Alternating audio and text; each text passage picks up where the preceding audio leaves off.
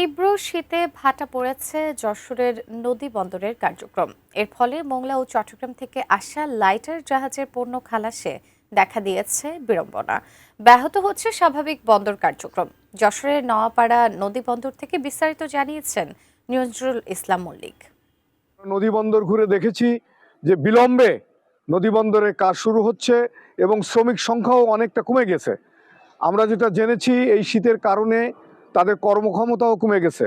গত কয়েকদিন থেকে যেভাবে শীত পড়েছে যশোরে, আমি আপনাদেরকে জানিয়ে রাখি 8-7 ডিগ্রি থেকে শুরু করে আজকে আবহাওয়া অফিস সূত্রে যেটা আমরা জেনেছি 10 ডিগ্রি সেলসিয়াসের তাপমাত্রা রয়েছে।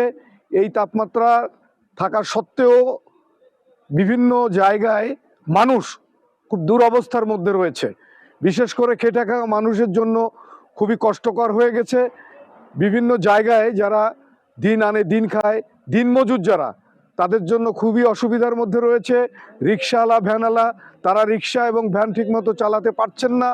এবং আরেকটা জিনিস আপনাদেরকে জানিয়ে রাখি, নদী বন্দরে শ্রমিকের সংখ্যা কমে যাওয়া এই শীতে ঠিকমতো যে মালগুলো আসছে বিভিন্ন জায়গা থেকে, বিশেষ করে মোংলা এবং চিটাগাং থেকে, এই মালামালগুলো খালাসে বিলম্ব হচ্ছে। এতে করে ব্যবসায়ীরাও মারাত্মকভাবে ক্ষতিগ্রস্ত হচ্ছে।